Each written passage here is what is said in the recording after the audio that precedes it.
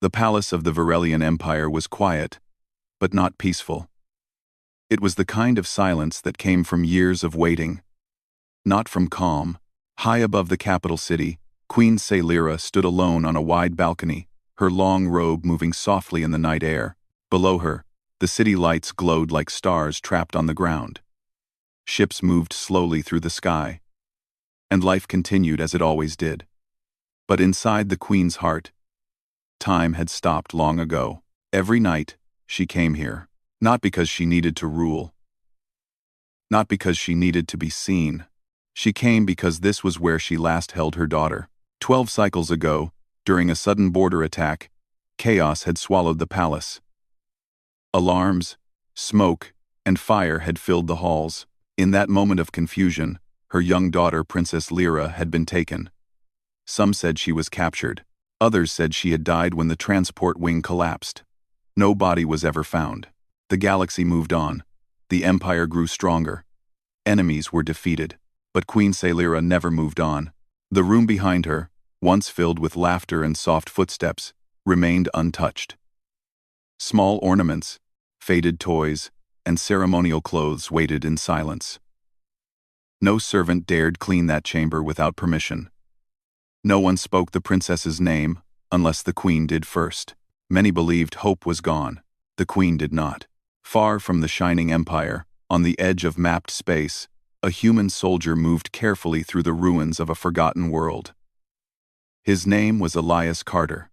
He wore battered armor marked with old mission symbols and human writing faded by time. His ship waited nearby, engines warm, ready to leave at the first sign of danger. This was not a world anyone cared about anymore. That alone made Elias uneasy. He had been sent to investigate strange energy readings left behind after a recent skirmish between alien factions. It was supposed to be simple: scan, record, leave. But Elias had learned long ago that simple missions rarely stayed that way. The ruins were old alien stone mixed with metal, half buried in dust and ash. Whatever civilization once lived here had vanished centuries ago. The wind whispered through broken towers, carrying a low, haunting sound. Then his scanner beeped. A signal. Weak, broken, but alive. Elias stopped walking. He adjusted his scanner and turned slowly, following the signal deeper into the ruins. Each step made his muscles tense. Traps, hostile survivors, or scavengers were all possible. He moved with care, his training guiding every breath. The signal came from below. A collapsed structure opened into a narrow passage leading underground. The air grew colder as Elias descended, his helmet light cutting through darkness. The signal grew stronger, then he heard it. A small sound. Soft, almost lost beneath the wind. A voice. Elias froze. "Hello?" He called out, keeping his voice calm and low. There was no reply. Only the faint sound again, breathing. Fearful. Alive. He followed the sound to a chamber partially sealed by fallen stone. Carefully, he shifted the debris aside, his strength enhanced by his armor. When the opening was wide enough, he knelt and shone his light inside. A child stared back at him. She was not human. Her skin shimmered with soft violet tones, her eyes large and glowing faintly gold. Dust covered her clothes, and her hair was tangled. But she was alive. Thin. Hungry. Afraid. She pressed herself back against the wall, fear flooding her expression. Elias slowly lowered his weapon and removed his helmet. "It's okay," he said gently. "I'm not here to hurt you." The girl watched him closely. Her breathing was fast.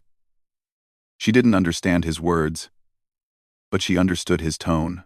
He slowly took out a ration bar and set it on the ground between them, then stepped back. The girl hesitated. Then, hunger won over fear. She crawled forward and grabbed the food, tearing into it with desperate hands. Elias stayed still. Minutes passed. When she finished eating, her movements slowed. She looked at him again, less afraid now, more curious. "You're safe," Elias said. "I promise." She tilted her head, then spoke in a soft, broken voice. "Are you real?" Elias smiled slightly. "Last I checked." She didn't smile back, but her shoulders relaxed. Over the next hours, Elias carefully helped her out of the ruins. She was weak, barely able to walk on her own. He carried her without complaint, shielding her from the cold wind as they reached his ship. Inside, the lights were warm, the air clean. She looked around in wonder. "My name is Elias," he said, pointing to himself. She hesitated, then placed a small hand on her chest. "Lyra," she said. The name meant nothing to Elias. Not yet. As she rested, Elias scanned her vitals. She was malnourished, but strong. Too strong for someone who had survived alone for years. There were markings on her skin, symbols woven into her biology, royal symbols. Though Elias didn't recognize them, something about her mattered. When Lyra woke later, she asked questions in simple words and gestures. Where was she? Why was she alone? Why had monsters taken her long ago? Elias answered what he could. He didn't lie. When she spoke of a palace, a mother with shining eyes, and guards who sang to her at night, Elias listened closely. Each word added weight to the truth, forming in his mind. This was no ordinary child. Back in the Empire, Queen Lyra woke suddenly from sleep. Her heart raced. A strange warmth spread through her chest, something she had not felt in years. Hope. She pressed a hand against her throne and whispered a name she never stopped loving. Lyra. Across the stars, a human soldier set a course he knew would change everything. He did not know it yet. But the galaxy had just taken its first step toward a reunion that would bring an empire to its knees in tears. End of Part 1. The ship moved quietly through space, its engines humming in a steady rhythm. Stars stretched into long lines as Elias Carter guided the small human vessel away from the forgotten world. Behind him, wrapped in a warm blanket on the medical seat, Lyra slept for the first time in what felt like many years. Elias kept glancing back at her. He had rescued people before. Civilians. Prisoners. Even stranded pilots from enemy fleets. But this felt different. This child carried more than fear and hunger.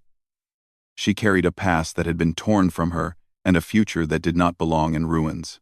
The ship's computer finished its scan. Analysis complete, it said. Subject shows signs of long-term survival under extreme conditions. Genetic markers indicate high-ranking lineage. Probability of royal origin, 97%. Elias let out a slow breath. "So you really are royalty," he muttered. Lyra stirred, her eyes fluttering open. She looked around in panic for a moment, until she saw Elias sitting nearby. Her small hands tightened on the blanket. "You're still here," she said softly. "I'm not going anywhere," Elias replied. "You're safe." Safe. The word seemed strange to her. She had survived by hiding, running, and staying silent. Safety was something she remembered, not something she lived. Elias brought her water and simple food, careful not to overwhelm her. He spoke slowly, using simple words, repeating things when she looked confused. She began to understand him better with each passing hour. "Where are we going?" she asked. "That depends," Elias said honestly. "I need to find your home." Her eyes dimmed. "I don't know where it is," she whispered. "I was small. I remember light. Big rooms. And her." "Her?" Elias asked. "My mom," Lyra said. "She smelled like flowers and metal. She used to hold me when storms came." Elias felt something tighten in his chest. "She's alive," Lyra continued quickly, fear creeping into her voice. "I feel it. But no one ever came for me." Elias leaned forward. "Sometimes help takes time. Sometimes it takes the long way." She studied his face, as if trying to decide whether to believe him. "I was taken," she said after a moment. "Bad ones came. There was fire. I ran. I hid. Then everything went dark." Elias listened without interrupting. He had learned that silence was often the best way to let truth breathe. "When I woke up, I was alone," Lyra said. "I waited. Days. Years. I stopped counting." Elias clenched his jaw. No child should ever live like that. The ship's alert sounded suddenly. "Unidentified vessels detected," the computer announced. Elias turned sharply toward the main screen. 3 ships had dropped out of hyperspace nearby. Their markings were not military, but that did not make them safe.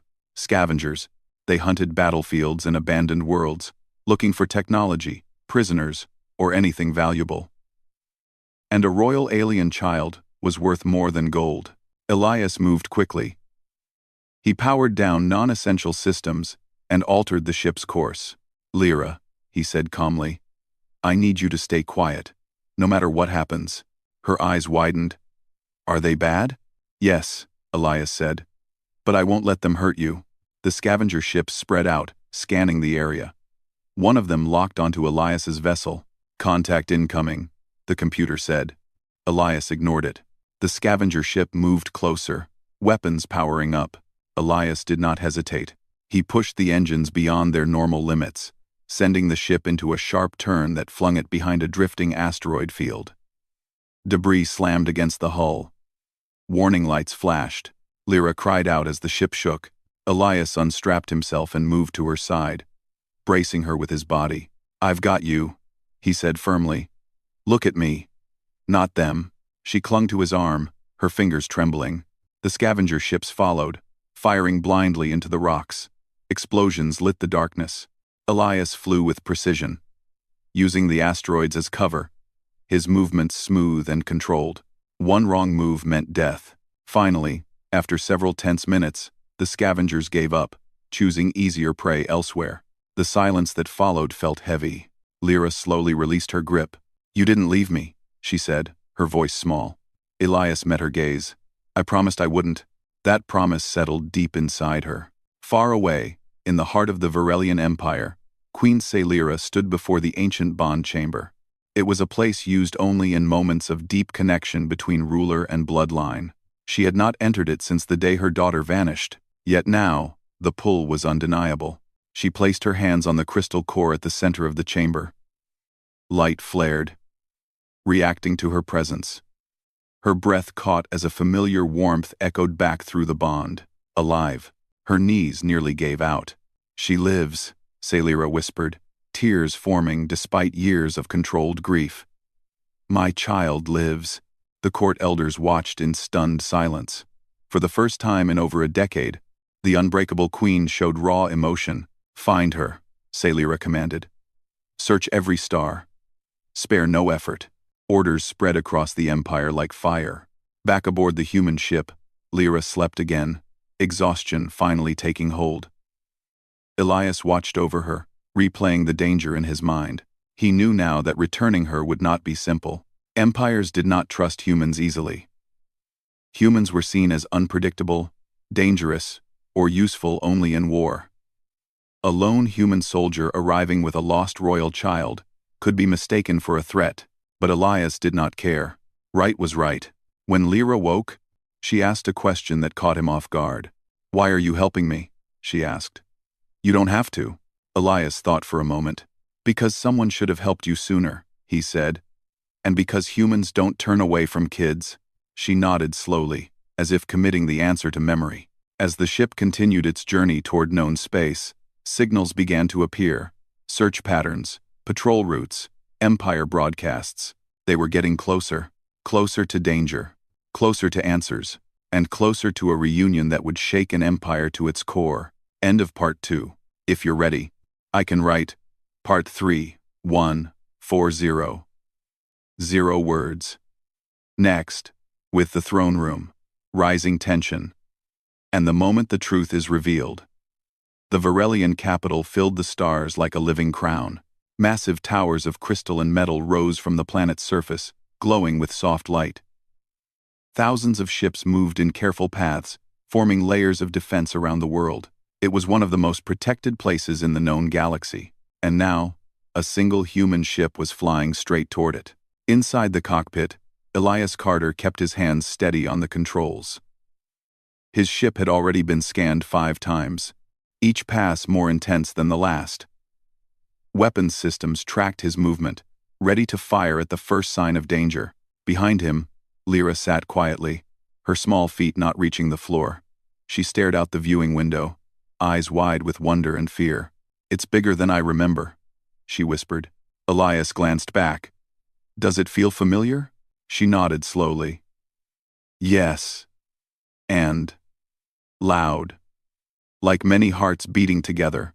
That was enough to confirm it. This is your home, Elias said. The ship slowed as it reached the outer security ring. A cold, formal voice echoed through the cabin. Unknown human vessel, you are entering restricted Imperial space. State your purpose immediately. Elias activated the channel. My name is Elias Carter, human military. I am requesting safe passage. I am carrying a lost royal child of the Varelian Empire. Silence followed. Long, heavy, dangerous. Then, alarms sounded across the ship. You are ordered to stop, the voice said sharply. Any further movement will be considered hostile. Lyra's hands trembled. They don't trust you. Elias nodded. I know. He powered down the engines and raised his hands where the cameras could see them. I will not run, he said calmly into the channel. I came to return what was taken. Moments later, several Imperial guard ships surrounded him, their weapons locked but unmoving. A docking order came through. Elias complied. As the ship was pulled into a massive hangar, dozens of armed guards waited. Their armor was sleek and advanced, their faces hidden behind glowing visors. Every weapon was pointed at Elias the moment the hatch opened. He stepped out slowly, hands visible. I am unarmed, he said. The child is scared. Please don't frighten her. The guards hesitated. Then Lyra stepped forward, clutching Elias's sleeve. I remember this place, she said softly. Please. Don't hurt him. Her voice echoed across the hangar. The guards froze. Royal markings along the walls reacted to her presence, lighting up one by one. Ancient systems, tied to bloodlines, confirmed what scanners had already begun to whisper. She was real. Word spread through the palace faster than light. Within the hour, Elias found himself walking through towering halls toward the throne room. Guards marched on both sides of him, tense and alert. Lyra walked beside him, her grip firm but calm. She was afraid, but she was not running anymore. The throne room doors opened with a deep, resonant sound. Inside, the full weight of the empire waited. Nobles, generals, elders, and high commanders lined the vast chamber. At the far end, seated upon a throne carved from living crystal, sat Queen Lyra. She looked every bit the ruler the galaxy feared and respected. Her posture was perfect, her expression unreadable, but her eyes were fixed on the child. The room fell silent. Elias was brought to the center and forced to kneel. He did so without protest. Lyra remained standing. Human, Queen Lyra said, her voice calm but edged with power. You have violated Imperial space and brought chaos to my court. Explain yourself. Elias raised his head slightly. Your Majesty, I found the child alone on a ruined world. She was frightened, starving, and hunted. I protected her and brought her here. Murmurs spread through the court. A human claims to rescue a royal? One noble scoffed. Or to steal one, another whispered. Queen Lyra raised a hand. Silence returned instantly. Her gaze never left Lyra. Child, the queen said slowly. Do you know who I am? Lyra swallowed. Her heart pounded. The room felt too big, too bright. I think so, she said. You were in my dreams. You used to sing to me. A sharp intake of breath echoed through the chamber. Queen Lyra stood. The sound of her rising sent a wave of tension through everyone present. She descended the steps slowly, each movement controlled, her eyes never blinking. What is your name? She asked. Lyra, the child answered. The queen stopped. That name struck deeper than any weapon. My Lyra was taken from me many cycles ago, Lyra said. She would be older now, stronger, changed. Lyra nodded. I changed. I had to. The words broke something in the queen's expression.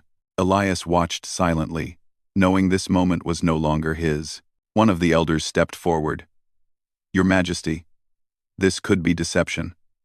Humans are known for. Lyra turned toward him, fear flashing into anger. I was alone for years, she said loudly. No one came. Only him. She pointed at Elias. He stayed. He protected me.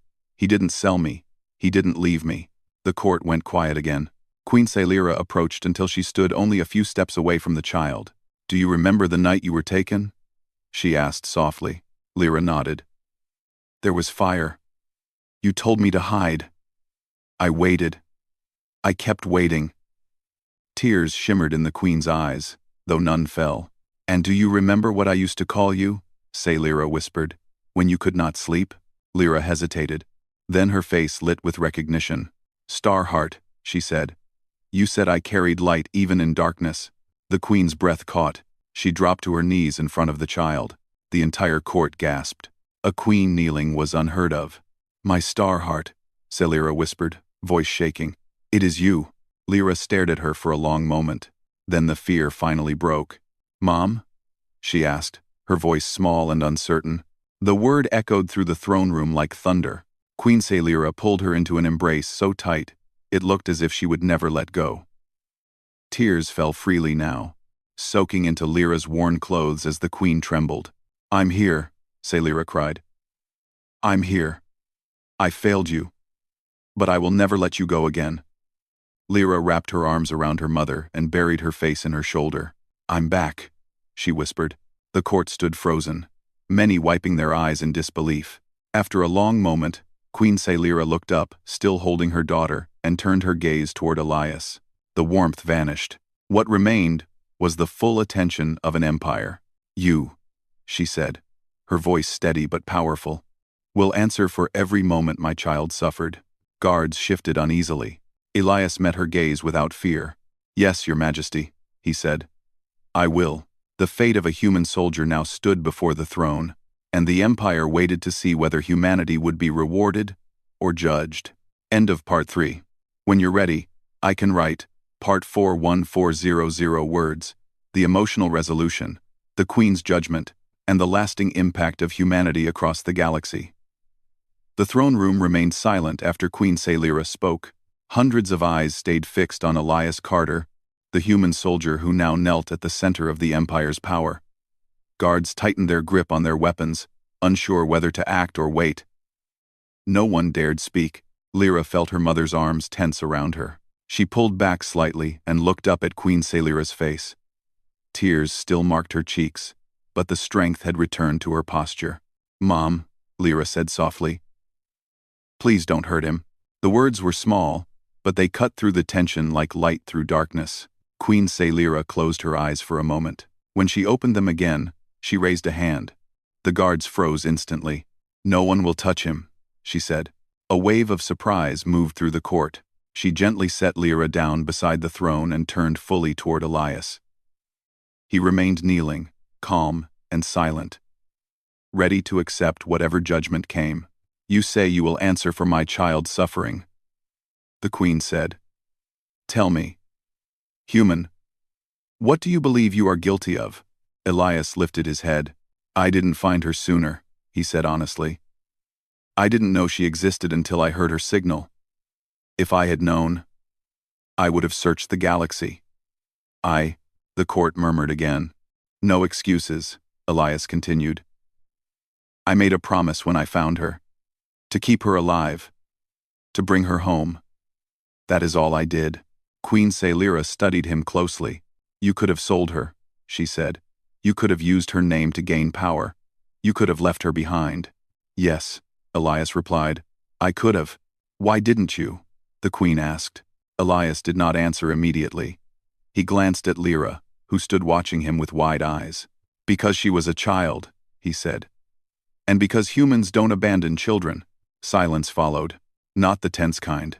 The kind that came when truth settled into the heart. Queen Sailira slowly rose from the throne and walked toward him. Each step echoed across the chamber. She stopped directly in front of Elias.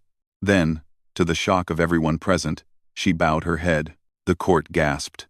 A human soldier protected my daughter, the queen said, her voice clear and steady. He carried her across hostile space. He shielded her from those who would have torn her from me forever. She looked down at Elias. For that, she said, you will not kneel. Elias looked up in surprise. "Stand," the queen commanded. He rose to his feet. Queen Sailira turned to the court. "For cycles, we believed humans to be creatures of war alone," she said. "Useful, dangerous, unpredictable." She placed a hand on Lyra's shoulder. "But today, this empire stands because of a human's loyalty, restraint, and compassion." The elders exchanged uneasy glances. One stepped forward. "Your Majesty, traditions did not save my child," the queen replied sharply. The elder stepped back. Queen Sailira raised her voice so it would carry beyond the chamber. "Let it be known across the Varelian Empire," she declared, "that Elias Carter of Earth is named Protector of the Lost Star." Gasps echoed again. "This title has not been given in over 1,000 cycles," an advisor whispered. "It is given now," the queen said. She turned back to Elias. "You are free to leave," she told him. "Or you may stay as a guest of this empire. Whatever you choose, you will never be hunted, harmed, or doubted within our space." Elias swallowed. "I don't need titles," he said carefully. "I just wanted her safe." Lyra stepped forward and hugged his arm tightly. "You kept your promise," she said. "That was enough." Queen Sailira watched them with a soft expression. "Human," she said gently. "My daughter trusts you. That alone earns you more than any title." The court slowly relaxed. Guards lowered their weapons. The tension that had ruled the room finally faded. Later that day, word spread across the empire. News channels lit up with the story. Images of the human soldier standing beside the queen and her daughter traveled across the stars. Citizens wept openly. A lost princess returned. A human protector honored. Across distant systems, opinions began to change.